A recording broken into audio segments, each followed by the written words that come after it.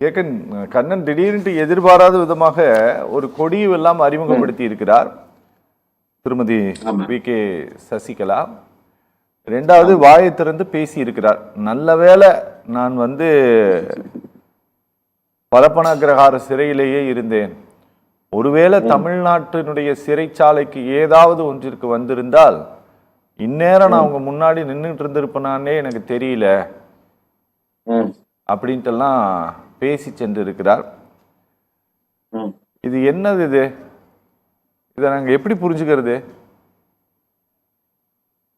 அதற்கு முன்பாக இன்றைக்கு இயற்கை எய்திய தன்னுடைய வாழ்வையே போராட்ட களமாக மாற்றி நாட்டுக்காக அர்ப்பணித்த ஐயா நல்லகண்ணுவின் இறப்பிற்கு என்னுடைய ஆழ்ந்த இரங்கலையும் வருத்தங்களையும் உங்களுடன் சத்தியம் நிறுவனத்துடன் சேர்த்து பகிர்ந்து கொள்கிறேன்.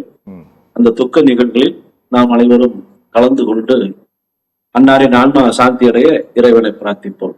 சரி, இப்ப கேள்விக்கு வர்றேன். என்றாவது சொல்லியிருக்கிறாரே என்று நாம் பார்க்க வேண்டியிருக்கிறது. உண்மையிலேயே அந்த அம்மா நடந்ததை சொல்லுவாங்களா, பேசுவாங்களா, என்னதான் நடந்தது என்று காத்திருந்தோம். கிட்டத்தட்ட 8-9 ஆண்டுகளுக்கு பிறகு நடந்ததை அவர்கள் உள்ளத்தில் உறுத்தி கொண்டு இருந்ததை சொல்லியிருக்கிறார். கிட்டத்தட்ட கொலை பழி சுமத்திருக்கிறார். கொலை செய்து விடுவார்கள் என்கிற பயத்தில் நான் வரவில்லை என்பதை சுட்டிக்காட்டியிருக்கிறார். யார் கொலை செஞ்சிருவா? எதிரியா? இல்ல, யாரு தன் காலில் விழுந்து தவழ்ந்து இந்த பதவியை பெற்றாரோ அவர் இந்த வேலையை செய்கிறார் என்பதை யார் மூலமா அறிந்திருக்கிறாரு?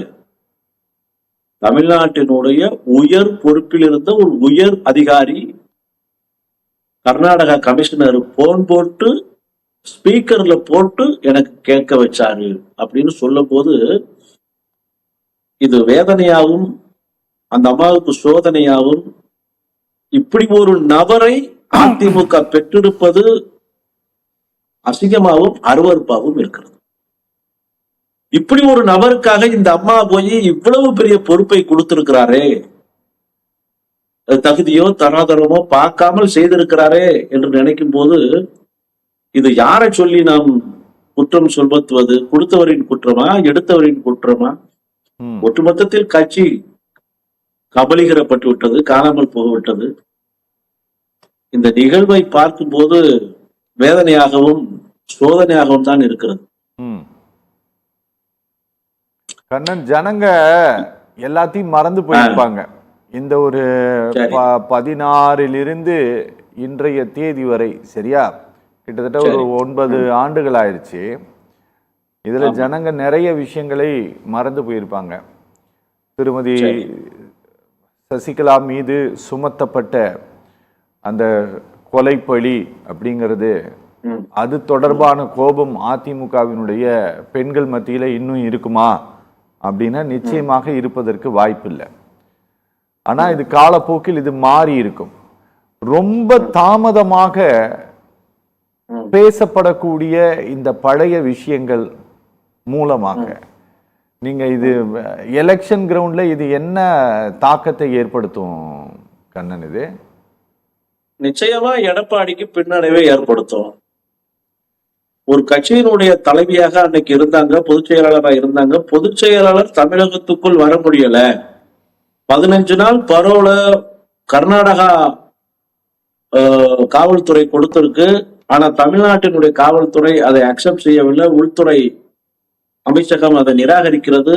சிஎம்ஏ 5 நாள் தான் சொல்லுகிறார் என்று ஒரு பெரிய உயர் அதிகாரி சொல்லுகிறார், சொல்ல வைக்கப்பட்டிருக்கிறார் என்றால் அதை இன்றாவது சொல்லி இருக்கிறாரே. எடப்பாடியினுடைய வன்மத்தை தான் இதை காட்டுகிறது.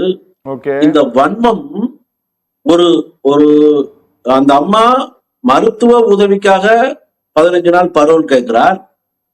அப்புறம் தன்னுடைய கணவர் அதிமுகவின் சூத்திரதாரி ஐயா நடராஜன் அவர்களுடைய இறப்பு, அந்த இறப்புக்கு வருவதற்கு 15 நாள் பரோல். எங்கள் பகுதிகளில் பொதுவாக தென் மாவட்டத்தில் இந்த முக்குளத்து சமூகம் என்பது 16 நாள் காரியம்தான் செய்வார்கள். அதுதான் அது குல வழக்கம். அந்த 16வது காரியத்தை கூட செய்ய விடாத அளவுக்கு 5 நாளில் சென்று விட வேண்டும் என்று சொல்வதுங்கிறது ஒரு மனிதனுக்கு எவ்வளவு வன்மம் இருக்கிறது, வன்மம் இருந்திருக்கிறது, இன்னமும் அந்த வன்மம் தொடர்கதையாக தொடர்கிறது என்பதற்கு நேற்றைய அந்த அம்மாவின் பேச்சு சுட்டிக்காட்டியது. ஓகே. இது முழுக்க முழுக்க எடப்பாடியினுடைய அழிவிற்கும் எடப்பாடியினுடைய தோல்விக்கும் இது ஒரு காரணமாக அமையும். ஓகே. தென் மாவட்டத்தில் பொதுமக்கள் மத்தியில் இந்த அம்மாவினுடைய பேச்சு ஏற்கனவே எடப்பாடி என்றால் எடுபடாது. ஏற்கனவே 10 தோல்வி பழனிசாமி என்றுதான் எல்லோராலும் அன்போடு அழைக்கப்படுகிறார். இப்பொழுது இந்த அம்மா வேற இப்படி ஒரு குற்றச்சாட்டை சுமத்தும் போது அந்த குற்றச்சாட்டில் உண்மை ஆதாரத்தோடு அவங்க சொல்லும் போது பழனிசாமியின் தோல்வி உறுதி செய்யப்பட்டிருக்கிறது என்பதைத்தான் இது சுட்டிக்காட்டுகிறது. அது போக இவர் குடும்பத்திற்கு 10,000 ரூபாய் என்று சொல்லுகிறார். குடும்பத்திற்கு 10,000 ரூபாய் என்றால் இன்னைக்கு திமுக அரசாங்கம் 1,35,00,000 குடும்பங்களுக்கு 1000 ரூபாய் உரிமை தொகை கொடுக்கிறது. அதை கருணை தொகை என்று மாற்றி சொல்லுகிறார். தம்பி சொல்வதை போல் கருணை செய்வதற்கு இவர் யார்? இவர் என்ன கருணாமூர்த்தியா? ஆபத் பாண்டவனா? அநாத ரட்சகனா? இவர் யார் கருணை கொடுப்பதற்கு? அதனால அது தவறான பேச்சு.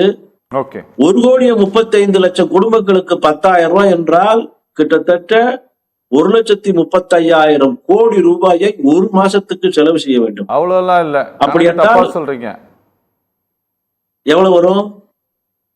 கம்மியா தான் வரும். 1,35,000 கோடி வராதா? அவ்வளவு வராது, கம்மியா தான் வரும். சரி, 1,500 கோடி வராதா? அவ்வளவு வரும். சொல்லுங்க. 1,500 கோடி வந்தால் கூட சரி, சொல்லுங்க சொல்லுங்க. ஒரு 4,000 crore, அதாவது 1,350 கோடி வருமா? சரி, சொல்லுங்க சொல்லுங்க. பரவாயில்ல, அவ்வளவுதான். ஒரு 5,000 கோடி அந்த மாதிரி தான் வரும். 1,00,000 கோடி எல்லாம் வராது. சரி, 1,350 கோடி ரூபாய். என்ன விட வீக்கா இருப்பீங்க போல தெரியுது. 1,350 கோடி ரூபாய் வருதுன்னே ஒரு மாசத்துக்கு வச்சுக்கிடுவார். இதை எங்க கொண்டு போய் எப்படி கொடுப்பது? எப்படி கொடுக்க முடியும்? பட்ஜெட்டை பாதிய இப்படியே கொடுத்துறதா? அப்ப பட்ஜெட், வளர்ச்சி திட்டம், இன்ஃப்ராஸ்ட்ரக்சர் இதெல்லாம் போடவே வேண்டாமா? அப்ப ஏமாற்று வேலை தானா? Okay okay okay. ஏமாற்று வேலையவே தொடர்ந்து செய்தால் தோல்விதான் நிச்சயம் கிடைக்கும். Okay okay.